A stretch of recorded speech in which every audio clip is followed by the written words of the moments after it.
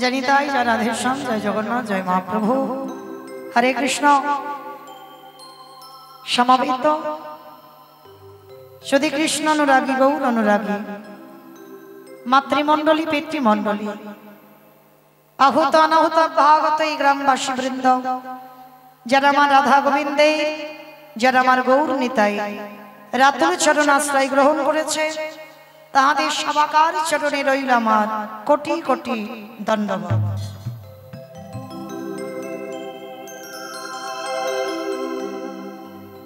তারপরে জানাই এখানে যত সাধু গুরু ব্রাহ্মণ বৈষ্ণব আছে তাহাদের চরণে রইল আমার কোটি কোটি দণ্ডবত।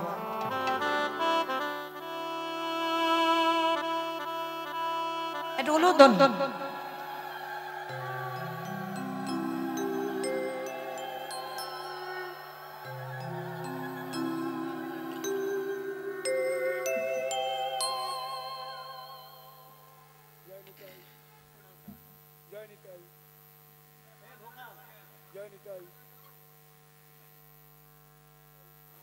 जय निताई जय निताई जय निताई। এখন পুষ্পমালা দিয়ে বরণ করে নিচ্ছেন দীপালি কয়াল। যে দীপালি কয়ালের কথা আমরা বলে শেষ করতে পারবো না, সেই দীপালি কয়াল আমরা যতদিন এখানে হরিনাম করছি একইভাবে আমাদের সাথে সহযোগিতা করে আসছে। যেভাবে আমাদের সাথে সহযোগিতা করে আসছেন সেই দীপালি কয়ালের কথা আমরা বললে খুব গর্ব হবে। দীপালি কয়াল আমরা যতদিন ধরে হরিনাম করে আসছি এতগুলো ছেলেকে একইভাবে সহযোগিতা করে আসছে। সেই দীপালি কয়াল এখন পুষ্পমালা দিয়ে বরণ করে নিচ্ছেন। যে দীপালি কয়াল আমাদের সাথে প্রথম থেকে এখন অবধি আমাদের সাথে একভাবে সহযোগিতা করে আসছেন।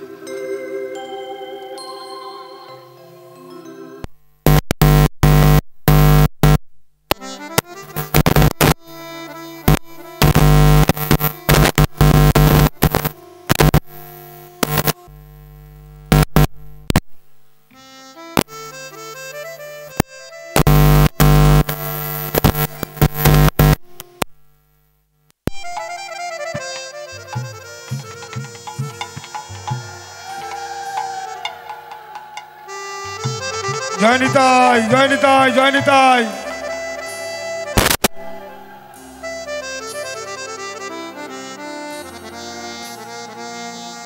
এরপরে পুষ্পমালা দিয়ে বরণ করে নিচ্ছেন সরস্বতী দাস। পুষ্পমালা দিয়ে বরণ করে নিচ্ছেন সরস্বতী দাস। যেই নিতাইদা আমাদের সাথে দীর্ঘদিন ধরে আছে সেই নিতাই দাসটি সরস্বতী দাস।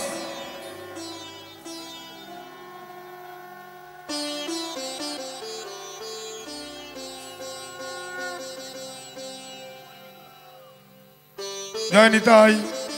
সবাই একবার উলুধ্বনি দিন। নিতাই গৌর প্রেমানন্দ হরি হরি বল হরি বল।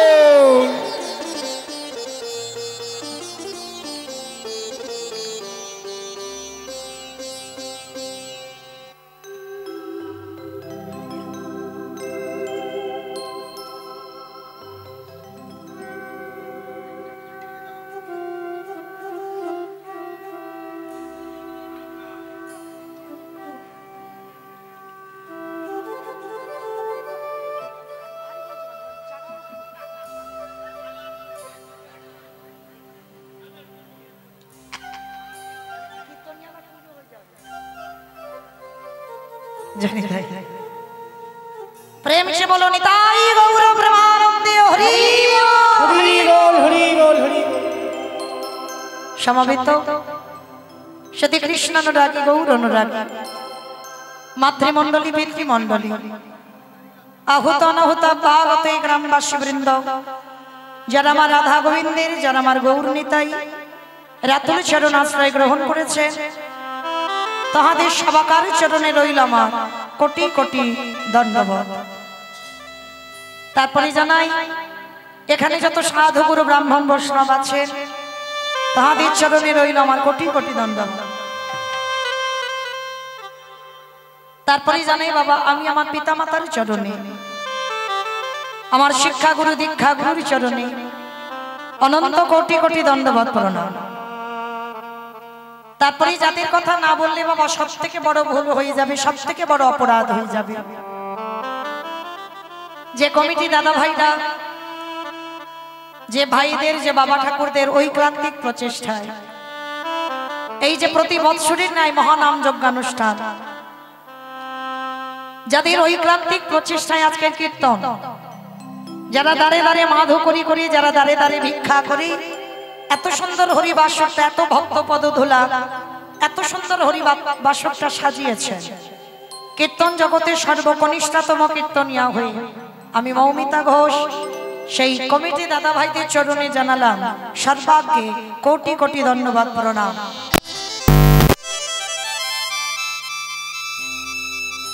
অপরাধ নেবেন না বাবা, কীর্তনের প্রারম্ভে আগে আমার কমিটি দাদাদের প্রণাম দিতে হবে। কেন? শুধু আমি বলে নয়, প্রত্যেকটা কীর্তনিয়ার কর্তব্য। মনে রাখতে হবে বাবা, আপনারা এই জায়গাটা মনে করছেন অনেক উঁচু জায়গা, কিন্তু না, আপনাদের জায়গাটা উঁচু। আপনারা নিচুতে বসে আছেন বলে মনে করছেন আপনারা নিচু, না, আপনারা উঁচু জায়গায় বসেছেন, কীর্তনিয়ারা নিচু জায়গাতে দাঁড়িয়েছে। যারা শাস্ত্র জ্ঞানী, যারা তত্ত্ব জ্ঞানী, তারা জানবেন নববিধা ভক্তিতে বাবা আগে বলছে শ্রবণম, ওইটা পরীক্ষিতের জায়গা, ওটা ভক্তের জায়গা। আর এইটা হচ্ছে কীর্তনম। শ্রবণম আগে বলছে, পরে কীর্তনম। আগে কই একবারও বলছে না তো, আগে কীর্তনম, আগে শ্রবণের জায়গা দিল, তারপরে বক্তার জায়গা দিল। তাহলে আপনারা কৃপা করে কীর্তনিয়াকে এ জায়গা দিয়েছেন বলে তারা উঁচু জায়গাতে দাঁড়িয়েছে, কিন্তু আদৌ উঁচু নয়, ওরা নিচু, আপনারা উঁচু জায়গায় বসেছেন। দেখবার ভুল। মনে রাখতে হবে তলিয়ে ভাবার নাম হলো তত্ত্ব। কীর্তন শুনতে গেলে বাবা একটু ভিতরে গিয়ে আস্বাদন করতে হবে, উপর থেকে কীর্তন শুনে গেলে ভালো লাগবে না। তা আজকের কীর্তনের প্রারম্ভে বাবা কমিটি দাদা ভাইদের প্রণাম দিলাম কেন? তার একটাই কারণ, তারা জেনেছে, তারা বুঝেছে, তারা মেনেছে এটা কলিযুগ। আর এই কলিযুগে যাগযজ্ঞ নয়, ব্রত পূজা নয়, ধ্যান তপস্যা নয়, হরির নাম হরির নাম হরির নাম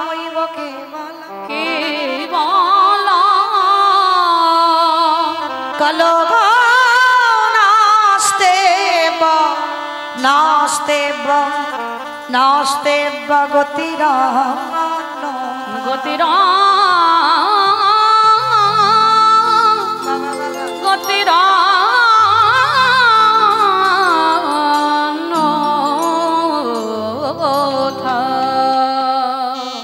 কলির জীবের হরিনাম ছাড়া কোনো গতি নাই, কোনো গতি নাই, কোনো গতি নাই। কি মাইরা আপনারা বলবেন কদিন পর পর কীর্তনিয়ারা এলো আর সবাই শুধু একটা কথা বলে যাচ্ছে, হরিনাম করো, হরিনাম শোনো, হরিনাম হলো একমাত্র ভব পারাপারের সম্ভব। কি গো মাইরা বলে যাচ্ছে না কীর্তনিয়ারা? শুধু এসে বলছি আর আপনারা শুনছেন আর বাড়ি যাচ্ছেন, কিন্তু না, ওই যে আগেই বলেছি বাবা, অনুভব বিচার করতে হবে, সেটা বাস্তবের সঙ্গে একবার মিলিয়ে দেখেন।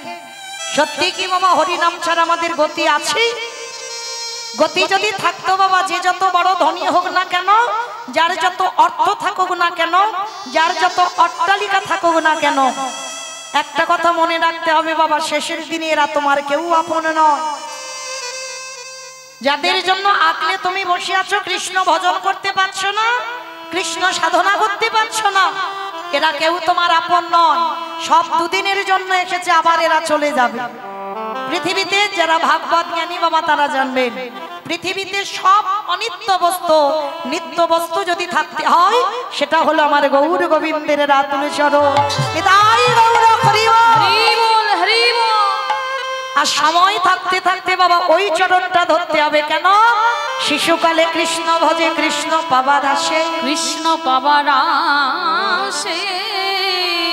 যৌবন কালে কৃষ্ণ ভজে আসিবা না আসি আসিবা না আসি আজি বৃদ্ধ কালে কৃষ্ণ ভাজি জমের তারাসি ভজন যদি করতে হয় সকাল সকালে নেমে পড়ো কি গো বিকালে গড়ালে ভজন হবে না দুপুরে গড়িয়ে গেলে সাধন হবে না আরে যতই আমরা আগলে বসে থাকি না কেন ছেলে আমারে মেয়ে আমারে জায়গায় আমারে জমি আমারে বৈভব আমারে বান্ধব আমার কিন্তু মনে রেখো মা বাঁশি যদি বেজে যায় পড়ে থাকবে সরকারি খামা এসেছো একা যাবে একা কি গো মাইরা কেউ সঙ্গী হবে তোমার যদি বলে হ্যাঁ আমার সঙ্গে একজন যাবে বলে অত সোজা নয় এই যে এতজন ভক্ত দেখছো না হাজার হাজার ভক্ত উপস্থিত আর একটা ঘন্টা পরে দেখবেন বাবা দোষটা তার নয় দোষটা হচ্ছে বাবা তার কোমরে কেন এই যে এত ভক্ত দেখছো না আর 1 ঘন্টা পরে মানে একজনের কীর্তন শুনতে ভালো লাগছে কিন্তু একজন বাবা পাশে এত মাজায় ব্যথা বসতে পারছে না বলবে ও দিদি চল না একসঙ্গে দুজনে বাড়িতে যাই মানে একই জায়গা থেকে এসেছি একা একা যাবো কিরকম মতো নয় চল দুজনে একসঙ্গে যাই তাহলে আজকে ডাকবে আজকে তুমি তার সঙ্গে চলে যাবে কই শেষের দিনে একবার ডাক এলে কাউকে ডেকে দেখো তো সে ছেলে বলো নাতি বলো পুতি বলো স্বামী বলো যেই বলো একবার ডেকে দেখো যে যতই বলুক না কেন আমি তোমায় এত ভালোবাসি গো আমি তোমায় 1 কিলো ভালোবাসি 2 কিলো ভালোবাসি 5 কিলো ভালোবাসি ভুল কথা তুমি যেমন পৃথিবীতে এসেছিলে একা যাবে একা শুধু কর্মটুকু তোমার সঙ্গে যাবে কতবার কীর্তন শুনেছো কতবার ভাগবত শুনেছো কতবার ভগবানের চরণে তুলসী দিয়েছো আর কতবার ভগবানের নাম বলে কেঁদেছো এইটুকু তোমার সঙ্গী হবে তবে বাবা আরেকজন তোমার সঙ্গী হবে মানে একটা গ্যারান্টি আমি দিতে পারি আরেকজন সঙ্গী হবে কে জানো জানি না আপনাদের হাওড়া জেলাতে নিয়ম আছে কিনা তবে আমার ডায়মন্ড হারবারে নিয়ম আছে মানুষ মরে গেলে কিছু দাও বা না দাও এই খোল আর এই করতাল একটা ভাড়া করতে হবে কি মাইরা আপনাদের হাওড়া জেলাতে নিয়ম আছে বাহ তাহলে একটু বুঝতে সুবিধা হয় আচ্ছা বাবা এই জায়গাটা একটু অনুভব করে দেখেন তো ভাড়া যদি করব তাহলে খোল করতাল ভাড়া করব কেন ঠাকুর বিসর্জন করতে যাচ্ছে বাবা ছেলেরা একেবারে ধেই ধেই করে নেচে নেচে বড় বড় ডিজে বক্স বাজছে না মাকে বিসর্জন করতে যাচ্ছে বড় ডিজে বক্স বাজিয়ে তাহলে আমাদের দেহটা যেদিন বিসর্জন হবে একটা ডিজে বক্স বাজালে কি হতো না কি গো সেও তো জগৎ জননী মা তাহলে মাকে ফেলতে যাচ্ছ ভাসাতে যাচ্ছ ডিজে বক্স বাজছে তাহলে যেদিন আমাদের দেহটা ভাসাতে যাবে সেদিন একটা ডিজে বক্স বাজছে না কেন এই জায়গায় তো জগৎ শিক্ষা দিয়ে দিয়েছে ওরে কলির জিন শেষের দিকে একবার তাকিয়ে দেয় কেউ তো সঙ্গে গেল না একজন তো সঙ্গী হলো রে সে কে জানিস এই হরি নামে যাবে আমাদের পচা দেখো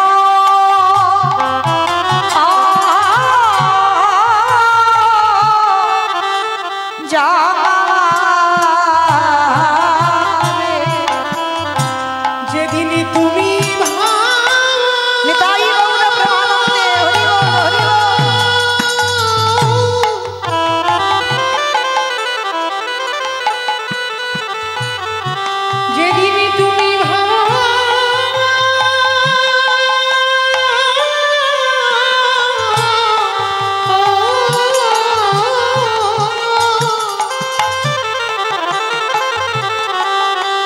যেদিন তুমি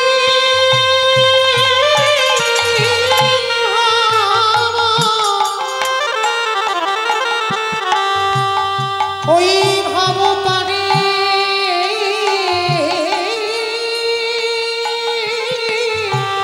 হরি বল পারি যাবে ওগো সেই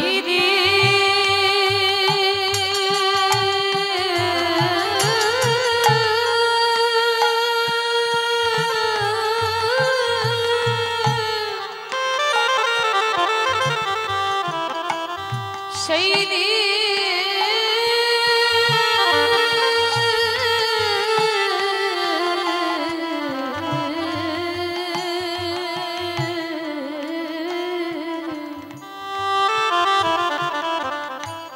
সেই দিনে নাম যাবে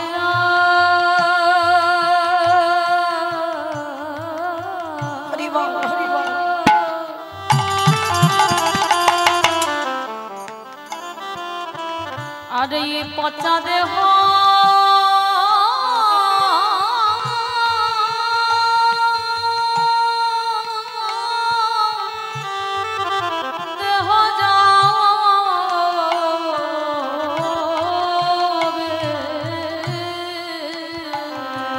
আমাদের ভজন সাধ আমাদের ভজন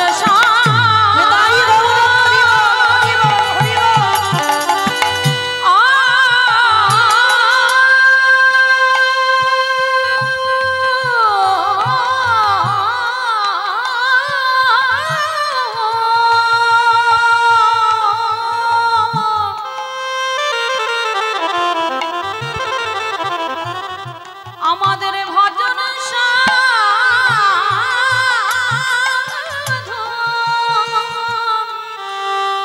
নানা হলো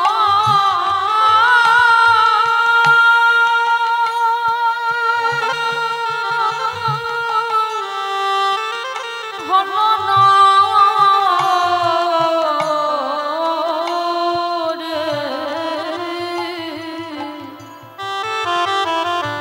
সেই দিনে নাম যাবে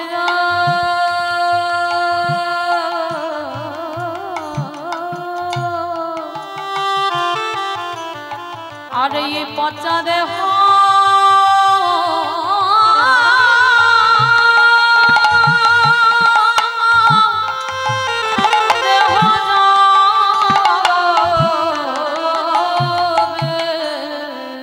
তাই চরণ ধরে বলে যাই মায়েরা, পৃথিবীতে সবাইকে ভুলে যেও। সংসার জীবনে তুমি কোনো অন্যায় করেছো, সবাই তোমায় শাসন করবে, সবাই কত কথা বলবে, কিন্তু আমার ওই ছেলেটাকে যদি একবার কেউ ভালোবাসো, ও কোনোদিন বলবে না যে এত বেলা গড়িয়ে গেল, আমার খেতে দিতে এত দেরি হলো কেন। ও বলবে না যে আমায় একদিন খেতে না দিয়ে তুই আত্মীয় বাড়িতে গেলি কেন। ভগবান ভক্তের কাছে একটাই জিনিস চেয়েছি, ওটে কলির জ্ঞানন্ধজি, তোদের কাছে আমি রজনীগন্ধার মালা পড়তে চাই না, তোদের কাছে আমি মন্দিরে থাকতে চাই না, দামে দামে ফলের ডালা দিয়ে আমায় খেতে দিয়ে আমি চাই না। তাহলে ভগবানের চাহিদাটা কি গো? ওরে কলির জ্ঞানন্ধজি, সারা দিনের মধ্যে একবার আমার চরণে বসে যদি একবার নয়নে জলে, যদি একবার নয়নে জলে কেঁদে বলো কৃষ্ণ তোমার গোলাম বলে, আমারে ভগবান পৃথিবীর যে প্রান্তে থাকুক না কেন, ভক্ত যদি বাবাকে কৃষ্ণ বলে কেঁদে ডাকে, এ জন্মে নাই বাহ, এর পরের জন্মে নাই বাহ, তার পরের জন্মে নাই বাহ, সাধিতে সাধিতে যদি কৃষ্ণ কৃপা করে, এ জন্মে না হয় জন্ম জন্মানে তরে, কোনো না কোনো দিন আমার ভগবান ও তার ভিতরে বাহি তাই রৌরা করিব হরি হরি ও বাহিরালো।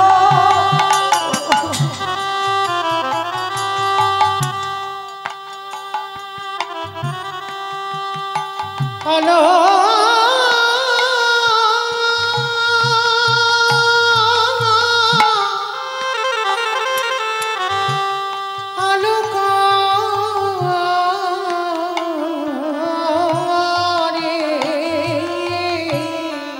যে জন গৌর মালি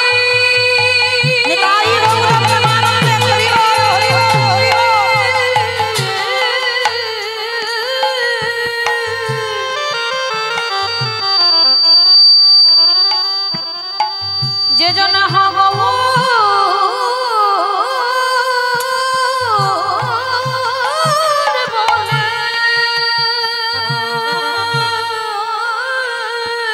হরি বল হরি বল একেবারে কাঁদিতে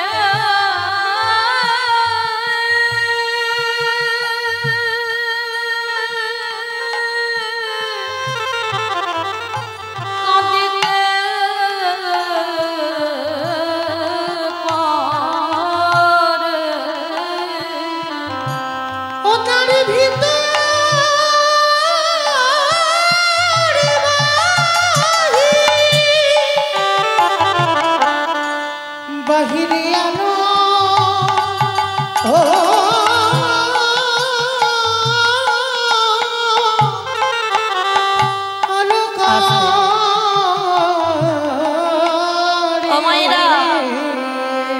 মরে গিয়েও কৃষ্ণ সেবা করা যায়। রাধারানী জগৎকে শিক্ষা দিয়েছে মরে গিয়েও কৃষ্ণ সেবায় দেহটা যেন লাগে। কি কখনো দিন ভেবেছো যে মরে গেলে আবার এ দেহটা কৃষ্ণ সেবায় কি করে লাগবে? কৃষ্ণ আছে বলে দেহের এত দাম, কৃষ্ণ চলে গেলে দেহের কোনো দাম নাই। তাহলে মরে গিয়ে বাবা দেহ কি করে কৃষ্ণ সেবায় লাগাবো? রাধারানী শিক্ষা দিয়েছে বাবা। যারা কীর্তন শোনেন বা লীলা বোঝেন, রাধারানীর বাবা দশমী দশা ছিল। আর এই দশমী দশার মধ্যে বাবা শেষ দশাটা হচ্ছে মৃত্যু দশা। মানে রাধারানী একেবারে গোবিন্দ বিরহে মানে মরে যাবার মতো মৃত্যু দশা। মানে আর একটা দিন গেলে রাধারানী আর বাঁচবে না। গোবিন্দ বিরহে গোবিন্দের জন্য কেঁদে কেঁদে 100 বছর রাধারানী মৃত্যু শয্যায় শয়ন করেছে। তা রাধারানী আর একদিন কাঁদলে বাবা মরে যাবে। মরে যাবার আগে ললিতা বিশাখাকে ডেকে বলছে, সখী রে, আমি যদি মরে যাই আমার দেহটাকে তোরা কেউ নদীর জলে ভাসাবি না। ও মা, এটা কি কথা বলে যাচ্ছিস রাধে? আমরা তো জানি তুই মরে গেলে তোর দেহটাকে পোড়াবো না, ওই যমুনার জলে ভাসিয়ে দেবো। বলে না, ওরে ললিতা রে, ওই শিশুকাল থেকে যৌবন অবধি ওই কৃষ্ণ বলে কেঁদে কেঁদে সদাই আমার দেহটা ভেসে আছে। আমি যদি জানতাম ভালোবাসলে এত কষ্ট পেতে হয়, আমার এই বধূকে যদি প্রেমে করলে এত কষ্ট পেতে হয়, আমি যদি একেবারে জানিতাম কোনদিন ভালোবাসতাম না। তবু তোদের বলে যাচ্ছি, যদি মরে যায় এ দেহটা ভাসাবি না। কেন? ছোটবেলা থেকে কৃষ্ণ বলে কেঁদে এ দেহটাই নয়ন জলে ভেসে আছে। আর ভাসাস না, ভাষা দেহ কি ভাসাবি। তাই গৌরে হরিবা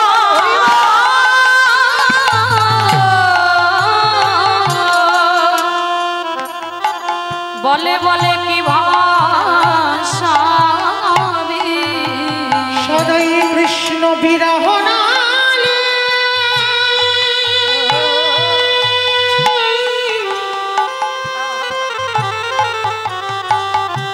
কৃষ্ণ বিরহ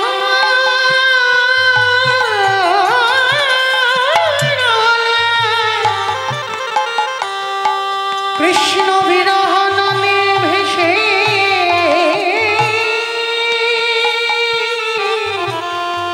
ভেসে আছি। বলে বলে ভাষা দেহ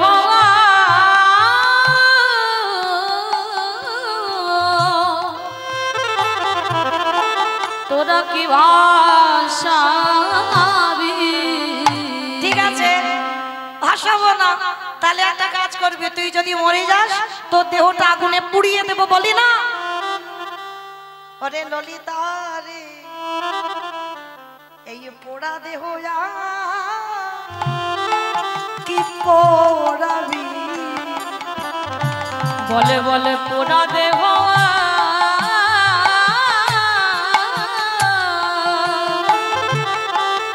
কি পোড়াবি। ওই কৃষ্ণ বিরহ নালে, কৃষ্ণ বিরহ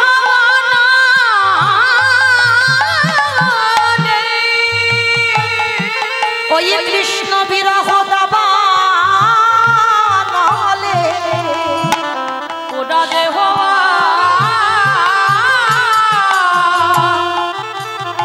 বলে বলে কি পোড়াবি। ওমা তাহলে দেহটা বেশি আছে আবার পুড়ি আছে, তাহলে কি করব?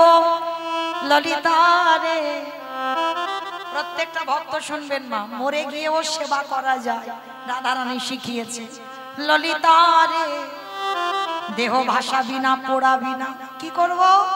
ওই যে তমাল গাছ দেখছিস, ওই তমাল গাছে আমার দেহটা দড়ি দিয়ে বেঁধে রাখবি। আরে তা তমাল গাছে যদি তোর মরা দেহ বেঁধে রাখি, তাহলে তুই জানিস ওই গাছে বড় বড় কাক আছে, ওই কাকগুলো এসে তোর দেহগুলোকে উচ্ছিষ্ট করবে। তাতে কি ভালো হবে? তার থেকে তোর দেহটা মাটিতে পুঁতে দি বা পুড়িয়ে দি বা ভাসিয়ে দি, ভালো নয় বলে না? কাকে যখন আমার দেহ উচ্ছিষ্ট করিতে আসবে, আমি কাকের পায়ে ধরে বলবো, ওরে কাক, আমার দেহের সর্ব অঙ্গ তুই খেয়ে নিস রে, কিন্তু আমার আঁখি দুটোকে তুই খাবি না। কেন খাবে না? আঁখি দুটো, চোখ দুটো খাবে না কেন? বলে কেন জানিস? ওই আঁখি দিয়ে প্রাণ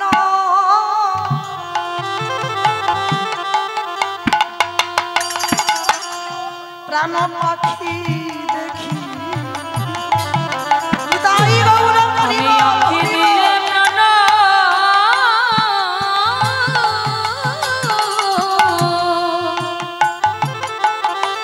প্রাণ পাখি দেখি। ওই জন্য আমার আঁখি দুটো রেখে দিতে বলবো, সব খেয়ে নি, কিন্তু ললিতা রে, আস্তে এই জায়গাটা শুনবেন, এই জায়গাটা বলার জন্য কথা। রাধারানীর প্রেমটা কেমন ছিল, ভালোবাসাটা কেমন ছিল। আমার দেহের মাংসগুলো যদি পচে পচে মাটিতে পড়ে, বাবা যেখানে দেখবেন পচা জিনিস ফেলবেন, সেখানে দেখবেন কচি কচি ঘাস ফল ফল করে না? করে তো মা? আমরা গ্রামাঞ্চলের মানুষ, আমরা ভালো বুঝি। দেখবেন এই যে মাঠে বসেছেন, এখানে যদি যেখানে আবর্জনা ফেলবেন, দেখবেন খুব ফল ফল করবে ঘাস। আর যেখানে ঘাস ফল ফল করে, তখন কি করে? ওই বৃন্দাবনের ধবলি, শ্যামলি, কালী, কমলি, এরা কারা? আমার ভগবান কৃষ্ণচন্দ্রের গরুগুলোর নাম। যেমন আমাদেরও গরুগুলো আছে, কাম, ক্রোধ, লোভ, মোহ, মদ, মাশ্চর্য। এই 6টা গরু তো আমরা চড়াচ্ছি সংসারে। ভগবানও গরুগুলো চড়ায়, ওই যে শ্যামলি, ধবলি, কালী, কমলি, মঙ্গলি, মানে ভগবানের গরুগুলোর নাম। আর যখন বাবা মাঠে চড়াবে, রাধারানী বলছে, ললিতা রে, আমার দেহের পচা গলা মাংস মাটিতে পড়বে, ওই মাটিটা উর্বর হবে, ওই মাটিতে কচি কচি ঘাস জন্মাবে। আর যখন কচি কচি ঘাস হবে, ওই ধবলি, শ্যামলি ওই কচি ঘাস খেতে আসবে। কারণ ওই মাটিটা উর্বর হয়েছে আমার দেহের পচা মাংস দিয়ে, ওখানেই ঘাস হয়েছে, ওই ঘাস খাচ্ছে ওই গাভীগুলো। আর ওই নন্দরাজা নন্দরানী ওই ধবলি, শ্যামলি, কালী, কমলির গাভীর দুগ্ধ দহন করে আমার বধূর জন্য ক্ষীরি, সর, নবনী, মাখন, ছানা তৈরি করে। ললিতা রে,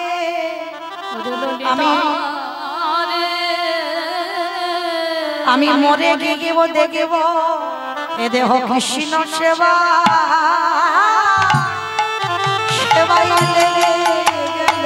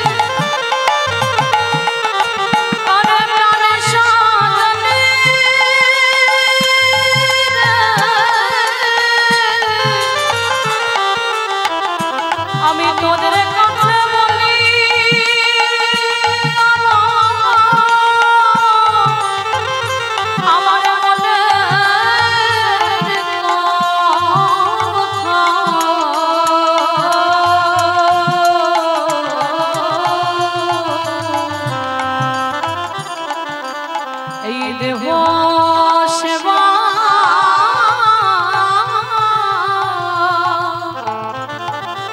এই দেহ যেন গোবিন্দ সেবা আমাইরা এই দেহ হলো ভজনের দেহ, এই দেহ হলো সাধনার দেহ।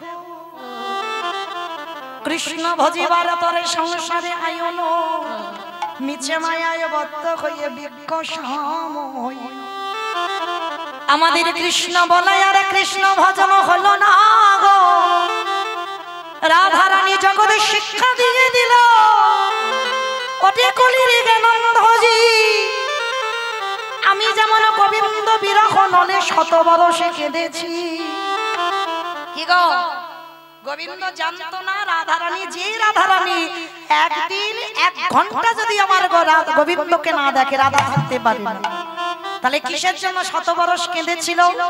রাধারানী প্রশ্নটা করেছিল, বধূ তুমি তো জানো কলসি জল ভক্তি তাকে জল ফেলে তোমাকে দেখবো বলে জল আনতে যাই, তাহলে বলো তো কিসের জন্য শ্রীরাম দাদার অভিশাপে আমি 100 বছর কাঁদছি? গোবিন্দ হাতে জড়ো করে বলেছিল, রাধে এটা আমার জন্য, তোমার জন্য। বলে হ্যাঁ, তোমাকে কাঁদিয়ে জগৎবাসীকে শিক্ষা দিলা। এই জগতে রাধারানী হলো আমাদের আশ্রয় তত্ত্ব, আরে গোবিন্দ হলো আমার বিষয় তত্ত্ব। এই জগতে কেউ রাধা চরণ আশ্রয় করে যদি রাধারানীর মতো কেউ কাঁদিতে পারে, যদি নয়ন জলে রাধারানীর মতো বুকু ভাসাতে পারে, আমি গোবিন্দ গোলকে বসে কথা দিলাম সেই ভক্তির দরজার মাঝে। আমি পৃথিবীর যেখানে থাকি না কেন সেই ভক্তির দ্বারে সর্বদাই আমি যুগে যুগে বাধা থাকি। কৃষ্ণ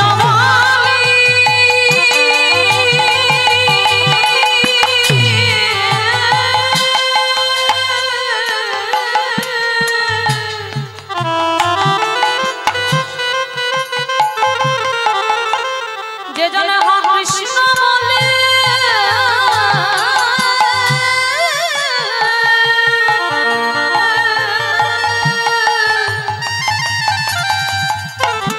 একেবারে নয়ন জলে ডাকিতে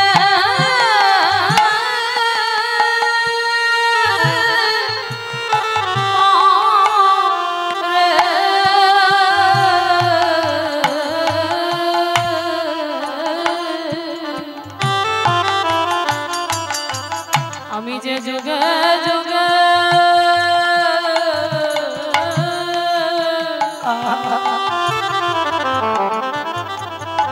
সেই ভক্তের দাঁড়ে বাধা